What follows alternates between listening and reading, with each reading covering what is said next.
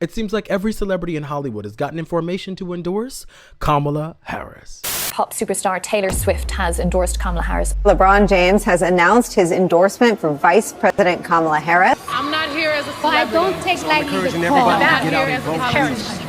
And that president is Kamala Harris.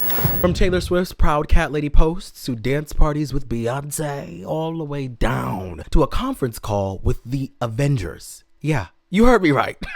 How can we be of service? The people's faves are lending their celebrity to increase the positive coverage of Kamala Harris. Even big names within the demographic that everyone says that she needs in order to win this election are speaking out. Black men. I'm talking Usher, John Legend, Spike Lee, LeBron James, Tyler Perry. Hell, even Madea made a guest appearance.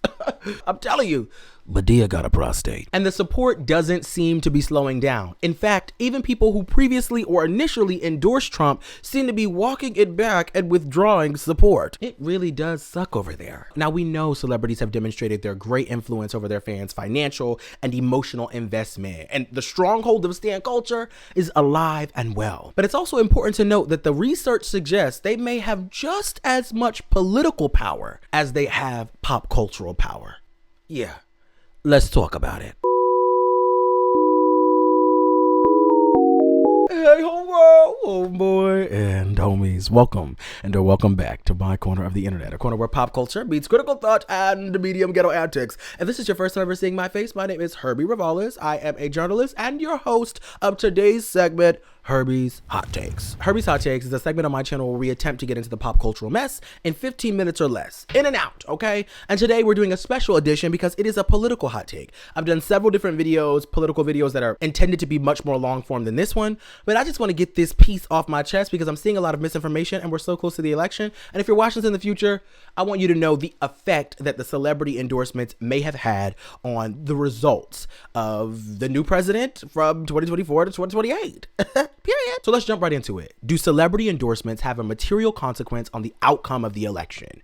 Do they work? The short answer, yes. Harvard conducted a study that found that celebrity promotion leads to an increase in voter registration and feet on the ground, volunteers to work the polling site. They get people excited. They get people activated, which is necessary. But we didn't really need Harvard to tell us that, right? We witnessed the political power of pop stars in 2020 when Taylor Swift got 35,000 people to register to vote from an Instagram post and led 400,000 people to do the very same thing this year by sending them over to vote.gov. Even if we take it back to 2008, right? I was too young to really understand the Oprah effect, but I'm grateful to have lived through the benefit of it. Northwestern University found that Oprah's endorsement of Barack Obama led to an additional 1 million votes, approximately. So we know, either intuitively or empirically because we've lived through it, the political power of celebrities and the impact that they can have on elections. But is there a strategy to this? And if so, what is it?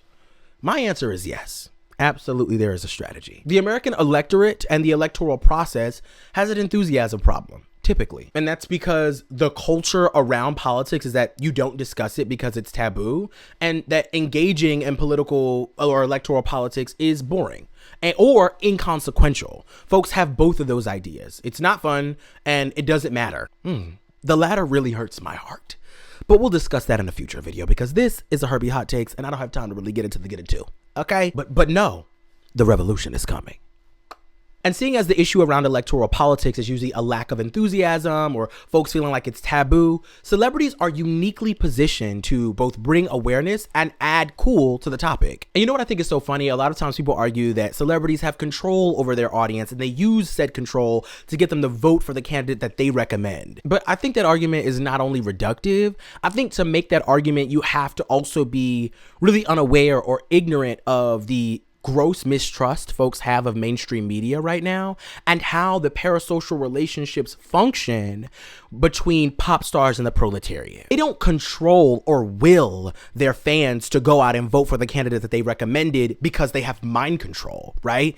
That's just not true. Although he who controls the media definitely controls the mind. Again, another topic for another day. Celebrities, however, spend years, sometimes decades, curating an image carefully and strategically curating a persona for people to consume. And that image is influenced obviously largely by their art, and that part is not real, right? It's all spectacle. And in that way, it doesn't really have serious consequences. But that image is also influenced by their personal beliefs and values, right? That's how we come to know Beyonce or Taylor Swift, the persona, and what it is that that persona stands for, because we'll never intimately know them, right? And that piece is what makes folks feel most connected or most intimately connected to their celebrity fave. It's also the piece that adds the element that mainstream media is missing: trust. So it's like, yes, Beyonce and Taylor Swift are both very powerful and incredibly talented women. But the reason why when they speak on political matters, people listen, particularly in this context where they are endorsing the first Black or woman of color president to ever run as a Democratic nominee, is because it is believable. It is because it is consistent with the image that they have created that is about protecting, uplifting, and empowering women. And empowering not just any kind of woman, because if Marjorie Taylor Greene was running for president, I'm sure they would have sat that one out.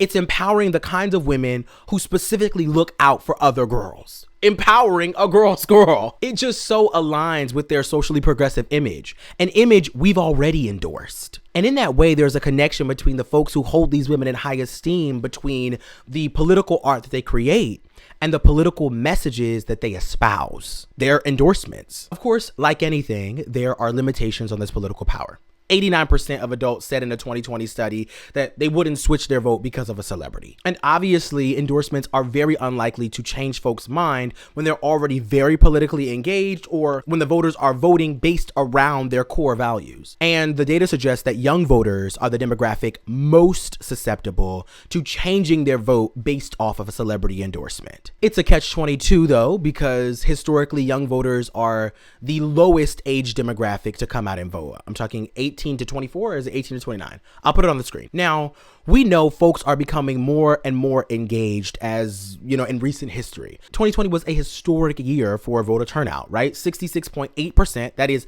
approximately 155 million eligible voters came out and voted. But even then, the lowest age demographic to show up was young people. So Kamala has been really strategic in trying to activate that base, obviously with celebrity endorsements, but also just with her social media campaign. Ever since the internet decided that she was the queen of coconuts, she has been honing in. Kamala is Brad. Kamala is the coconut queen. Mimala, Mamala, she's everywhere. And she's using the viral sounds to her advantage in a way that is funny, that is positive, and that still feels liberatory, or not even liberatory, that's a little bit too much, but it still feels inspiring is probably a more accurate description. And in an election that is based off of vibes, right? I can never say enough that folks have said in this country they want to elect a president that they could have a beer with. I actually would prefer my president not to have a beer. Maybe occasionally. I don't know. 4th of July, Juneteenth, have one. But you know, I'd rather coconut water than a Corona. But that's another topic for another day. Oh, and I also want to say this. Folks have erected a very valid concern around all of these celebrity endorsements, maybe creating this idea that Kamala is not running a people-powered campaign, that Hollywood is backing her, and that the people don't really want to see Kamala in the office. I have very little doubt that Kamala will not win the popular vote in this country. It's a valid concern because, of course, even though Beyonce, Taylor Swift, and LeBron James all said that I come as a mother, I come as a father, I come as a childless cat lady, they are also coming as a billionaire mother, a billionaire father, and a billionaire childless cat lady. So the consequences of this election will not impact them the same way that it'll impact us. But need I remind you that Kamala was running a very successful campaign before all the celebrity endorsements. Win with Black women, a Zoom call that galvanized 44,000 Black women and set a precedent, raised $1 million and set a precedent for all the other Zoom calls that would follow, right? We had Black Men for Harris. It was 54,000 participants and raised $1.4 million. We had White Women for Harris, 164,000 average American women, right? Breaking Zoom's record for a Zoom call in history, coming together to support Kamala Harris and raising $1.5 million. We had South Asians for Harris, white dudes for Harris, LGBTQ folks for Harris. We had Latino leaders for Harris. It doesn't stop. We had faith leaders for Harris, which was a big part of the Black Christian community. The people are powering this campaign. Absolutely. Absolutely. This is a people power campaign, whether you like it or not, sister. Not one that's overwhelmingly funded by Elon Musk and other billionaires. Ooh. Ooh. Allegedly. And also, Trump is the corporate interest. He is the rich when we say eat the rich, right? He is literally a billionaire running for office. So given that these are our only two viable candidates and that one of these two folks will be the next president of the United States, I'm going to ask you respectfully to miss me with that bullshit. We can't afford to throw stones in a glass house. I'm sorry, sister. And of course, I can't do a video about the power of celebrity endorsements and on the outcome of the election without saying if there are celebrities endorsing Trump, the ones that are staying and not running away or secretly voting for Kamala and changing their minds. I mean, well, I'm just saying. But it pales in comparison to Harris. And honestly, for me, celebrities coming in droves to support Kamala Harris and it being crickets for Donald Trump illuminates more than the fact that Kamala is likable. It illuminates that Kamala is the people's pick. Of course, there are many celebrities who genuinely believe in Kamala's platform and want to support Vice President Harris. But also, it is important to note that celebrities have a synergistic and reciprocal relationship with the public. I mentioned already that celebrities are endorsing Kamala Harris because it aligns with their brand, right? Their brand is meant to appeal to the people. That's the whole purpose of why you have a brand, of why you have a PR agent, right? PR is about maintaining a favorable image or relationship with the public. And so people are endorsing Kamala because they also feel like it is a favorable or popular look. They believe in it, yes, sure. But it is also, they have eyes like we do, right? They're reading just like we are. And the people are backing Harris down. And it's a diverse body of people, not the same 2 or 3 demographics of overwhelmingly, blue collar working, undereducated, or not as educated white men. Again, I do believe that Kamala will win the popular vote. I also want to say that Trump's supporters and former employees aren't even backing him. His own vice president said he wouldn't be voting for him. I don't know, girl. Donald Trump is a flop. Donald Trump is a flop. And we are all in for our girl, Madam Vice President Kamala Harris. Anyways, those are all my thoughts because this was intended to be a hot take. I want to know what you think down below. Let me know in the comments down below. Oh, and if you watch all the way to the end, put coconuts down at the bottom, okay? I love you too bad. Before I let you go, I will never leave you without saying this. I am in a constant state of practice, and so are you. You can never fail when you're in a constant state of practice. You can never fail when you're in a constant state of practice. I love you. Oh, and remember, the revolution is coming.